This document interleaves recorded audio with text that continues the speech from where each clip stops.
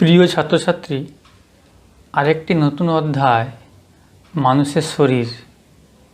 এই অধ্যায়ে তোমরা প্রথমে হৃৎপিণ্ড সম্বন্ধে জানবে। আমরা প্রত্যেকেই জানি মানব শরীরে হৃৎপিণ্ড একটি গুরুত্বপূর্ণ অঙ্গ। তো এই মানব হৃৎপিণ্ডটি ত্রিকোণাকার, লালচে বাদামি বর্ণের। এর পশ্চাৎভাগটি প্রশস্ত এবং অগ্রভাগটি সূচালো হয়। আর হৃৎপিণ্ডটি অবিরাম স্বতঃস্ফূর্তভাবে সংকুচিত ও প্রসারিত হয়। হৃৎপিণ্ডটি দ্বিস্তরীয় একটি পাতলা আবরণ দিয়ে আবৃত থাকে। এই পাতলা আবরণটির নাম পেরিকার্ডিয়াম। হৃৎপিণ্ডটি মানব শরীরে কোথায় অবস্থান করে? না, মূলত বুকের মাঝখানে থাকা বক্ষাস্থি ও শিরদাঁড়ার মাঝের অংশে হৃৎপিণ্ডটি থাকে। বক্ষাস্থি কাকে বলে?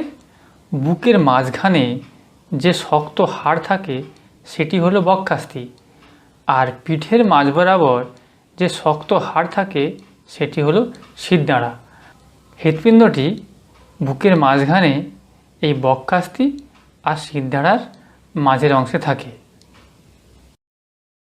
হৃৎপিণ্ডটি দেখতে অনেকটা দোতলা বাড়ির মতো, যার উপরতলায় দুটি ঘর বা কুঠুরি থাকে, যাকে প্রকোষ্ঠ বলা হয়, আর নিচের তলায় দুটি ঘর বা কুঠুরি থাকে।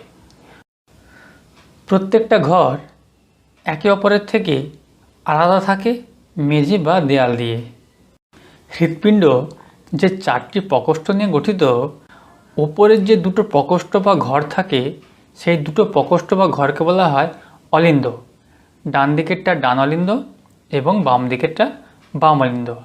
একই রকম নিচে যে দুটো প্রকোষ্ঠ বা ঘর থাকে তাকে বলা হয় নিলয়।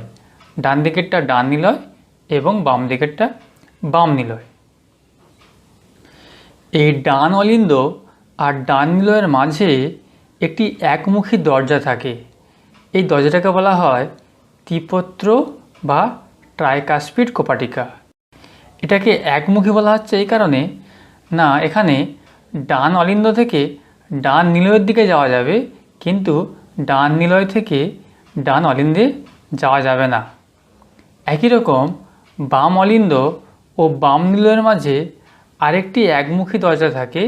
এটির নাম হলো দ্বিপত্র বা বাইকাসপিড কপাটিকা।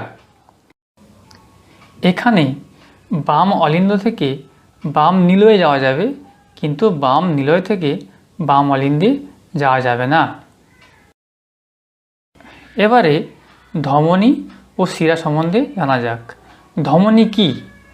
হৃৎপিণ্ড থেকে রক্ত সারা দেহে যে নলগুলো দিয়ে যায় তার নাম হলো ধমনী। আর সারা দেহ থেকে আবার যে নলগুলো দিয়ে রক্ত হৃৎপিণ্ডে ফিরে আসে সেগুলোর নাম হলো শিরা। হৃৎপিণ্ডের যে দুটি অলিন্দ ও দুটো নিলয় রয়েছে, এদের স্বতঃস্ফূর্ত ও পর্যায়ক্রমিক সংকোচন ও প্রসারণের ফলে হৃৎপিণ্ডের মধ্য দিয়ে রক্ত সংবহন ঘটে। অর্থাৎ সারা দেহ থেকে রক্ত হৃৎপিণ্ডে আসে এবং হৃৎপিণ্ড থেকে রক্ত সারা দেহে সঞ্চারিত হয়। তাহলে মানুষের হৃৎপিণ্ডের মধ্য দিয়ে কিভাবে রক্ত সংবহন ঘটে তা আলোচনা করা যাক। ঊর্ধ্ব মহাশিরা, তার নিচে ডান অলিন্দ, ত্রিপত্র কপাটিকা, নিম্ন মহাশিরা, ডান নিলয়। এই দিকে দেখো মহাধমনী, ফুসফুসীয় ধমনী, ফুসফুসীয় শিরা, বাম অলিন্দ, দ্বিপত্র কপাটিকা, বাম নিলয়, আর ডান নিলয় ও বাম নিলয়ের মাঝে একটি আন্তঃনিলয় পর্দা। সারা শরীর থেকে দূষিত রক্ত অর্থাৎ কার্বন ডাইঅক্সাইড যুক্ত রক্ত ঊর্ধ্ব মহাশিরা ও নিম্ন মহাশিরার মাধ্যমে হৃৎপিণ্ডের ডান অলিন্দে পৌঁছায়। এইদিকে ফুসফুস থেকে ফুসফুসীয় শিরার মাধ্যমে বেশি অক্সিজেনযুক্ত রক্ত অর্থাৎ বিশুদ্ধ রক্ত হৃৎপিণ্ডের বাম অলিন্দে এসে জমা হয়। ডান অলিন্দ থেকে দূষিত রক্ত অর্থাৎ কার্বন ডাইঅক্সাইডযুক্ত রক্ত ত্রিপত্র কপাটিকা ঠেলে ডান নিলয়ে প্রবেশ করে। এই রক্ত ডান নিলয় থেকে কিন্তু আর উল্টো দিকে ডান অলিন্দে যেতে পারবে না।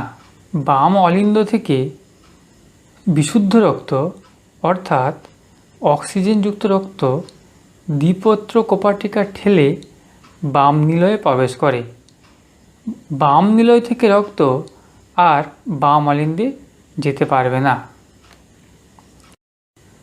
এরপর ডান নিলয় থেকে বেশি কার্বন ডাইঅক্সাইডযুক্ত রক্ত ফুসফুসীয় ধমনীতে প্রবেশ করে এবং এই দূষিত রক্ত শোধনের জন্য ফুসফুসে চলে যায়।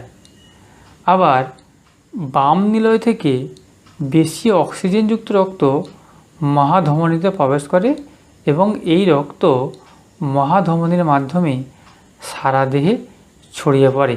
যে ঊর্ধ্ব মহাশিরা ও নিম্ন মহাশিরার মাধ্যমে দূষিত রক্ত ডান অলিন্দ আসে। ডান অলিন্দ থেকে আবার ত্রিপত্র কপাটিকা ঠেলে ডান নিলয়ে আসে। ডান নিলয় থেকে দূষিত রক্ত ফুসফুসীয় ধমনীর মাধ্যমে ফুসফুসে চলে যায় শোধনের জন্য। ফুসফুসীয় শিরার মাধ্যমে অক্সিজেনযুক্ত রক্ত বাম অলিন্দ আসে।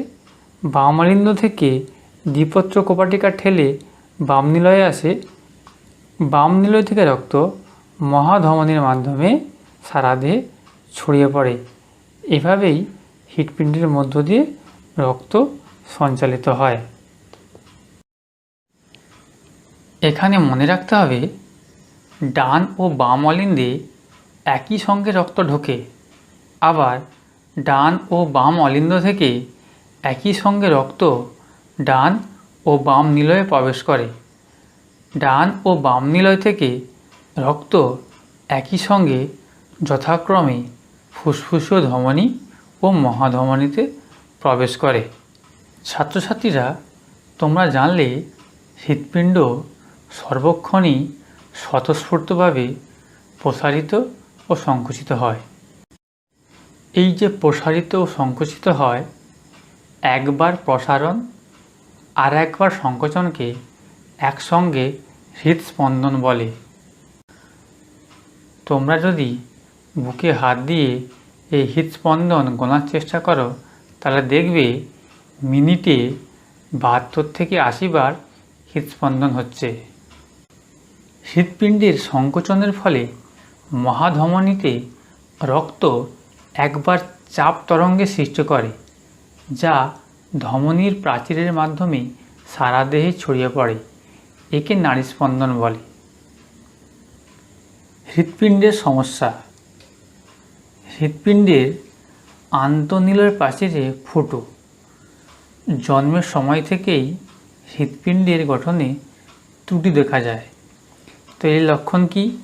শিশু কমজোরি হয়, খিদে কমে যায়, ওজন কমে যায়, খেলতে গেলে হাঁপিয়ে যায় ও চুপচাপ বসে থাকতে ভালোবাসে। আরেকটি সমস্যা হলো হার্ট ব্লক। হৃৎপেশি সংকোচনের হার অনেক কমে গেলে বা মাঝে মাঝে বন্ধ হয়ে যাওয়ার জন্য এই ত্রুটি ঘটে। এক্ষেত্রে রোগী বারবার মাথা ঘুরে পড়ে যায়, স্মৃতি নষ্ট হতে শুরু করে, রোগী কমজোরি হয়ে পড়ে, বুকে ব্যথা হয়। তাহলে ছাত্রছাত্রীরা, আজকে তোমরা হৃৎপিণ্ড সম্বন্ধে জানলে।